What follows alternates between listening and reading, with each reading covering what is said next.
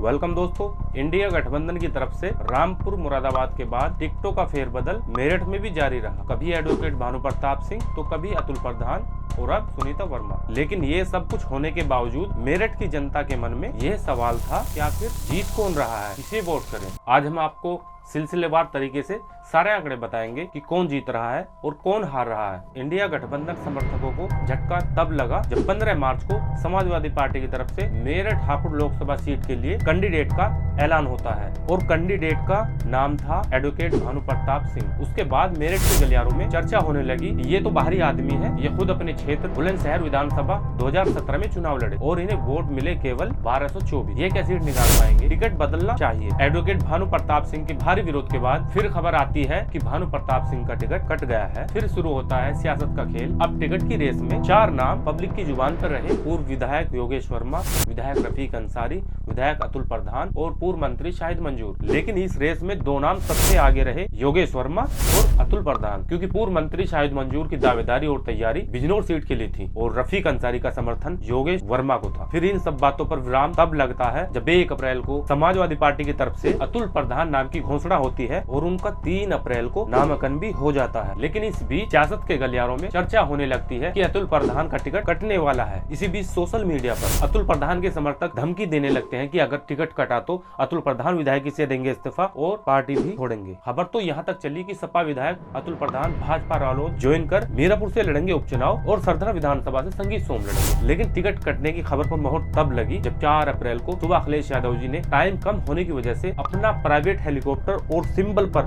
Sign कर योगेश वर्मा को दे दिया और करीब 3 बजे योगेश वर्मा की पत्नी सुनीता वर्मा के नाम से नामांकन हो गया। 5 अप्रैल को फिर अतुल प्रधान ट्वीट करते हैं कि कुटी आवास पर दोपहर 3 बजे प्रेस वार्ता का आयोजित है, सभी पत्रकार बंधु आमंत्रित हैं। प्रधान जी के ट्वीट करते ही मानो ट्वीट के नीचे रिप्लाई की लाइन लग गई। किसी ने कहा आप समाजवादी पार्टी के सच्चे सिपाही हैं, पार्टी आगे आपको पूरा सम्मान देगी। किसी ने कहा आप 2 बार हारे फिर भी पार्टी ने आप पर निवेश किया, जिला पंचायत अध्यक्ष बनाया, फिर सबको दरकिनार करके मेयर का भी टिकट दिया, मैं आपका सम्मान करता हूं। लेकिन आज समझा आपने सिर्फ मेहनत पार्टी के लिए नहीं अपने लिए की। लेकिन अतुल प्रधान की प्रेस कॉन्फ्रेंस होने के बाद इन सब बातों पर विराम लग जाता है और 6 अप्रैल को समाजवादी पार्टी कार्यालय पहुंचकर सुनीता वर्मा को समर्थन देते हैं और योगेश वर्मा ने प्रधान जी का हार्दिक आभार किया और धन्यवाद किया। अब जान लेते हैं कि योगेश वर्मा कौन है और उनका राजनीतिक कैरियर कैसा रहा है। दोराला के धनजो निवासी योगेश वर्मा बसपा के टिकट पर 2002 में यहीं से चुनाव लड़े थे।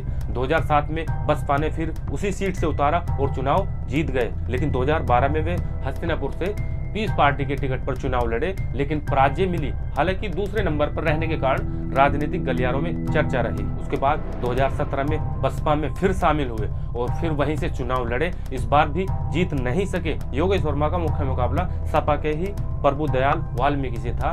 प्रभुदयाल भी सपा के पुराने सिपाही हैं। हस्तिनापुर की आरक्षित सीट से 2 बार के विधायक रहे हैं और 1 बार तो मंत्री भी रह चुके हैं। फिर वर्ष 2019 के लोकसभा चुनाव में बसपा ने बुलंदशहर से मैदान में उतारा, लेकिन वह चुनाव भी हार गए। लोकसभा चुनाव के कुछ माह बाद उन्हें व उनकी महापौर पत्नी सुनीता वर्मा को बसपा ने निष्कासित कर दिया। उसके बाद 2021 में समाजवादी पार्टी में शामिल हुए और 2022 विधानसभा चुनाव में हस्तिनापुर से चुनाव लड़े, लेकिन 7,312 वोटों से हार गए। अब जान लेते हैं कि मेरठ हापुड़ लोकसभा सीट पर किस पार्टी का कौन कैंडिडेट है और कितना मजबूत है। इस बार बसपा से कैंडिडेट है देवव्रत त्यागी। पिछली बार बसपा और सपा गठबंधन से प्रत्याशी थे हाजी याकूब, जो कि कड़े मुकाबले में बीजेपी के प्रत्याशी राजेंद्र अग्रवाल से 4,729 वोटों से हार गए थे। इस बार बीजेपी ने लगातार 3 बार के लोकसभा चुनाव जीत चुके राजेंद्र अग्रवाल का भी टिकट काट दिया और टिकट दिया रामायण में राम का किरदार निभाने वाले अरुण गोविल को। अरुण गोविल को टिकट मिलने के बाद मेरठ की जनता में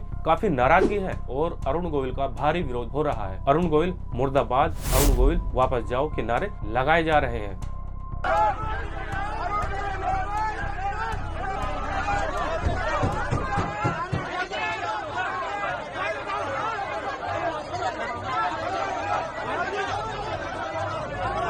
और जनता कह रही है बीजेपी ने राम के नाम पर टिकट दे दिया है। अरुण गोविल पैदा तो मेरठ में हुए लेकिन रहते तो मुंबई में है। अब किसी को काम पड़ेगा तो कहाँ ढूंढेगा, मुंबई थोड़ी जाएगा। राजेंद्र अग्रवाल जी से कुछ काम होता था तो उनके घर चले जाते थे।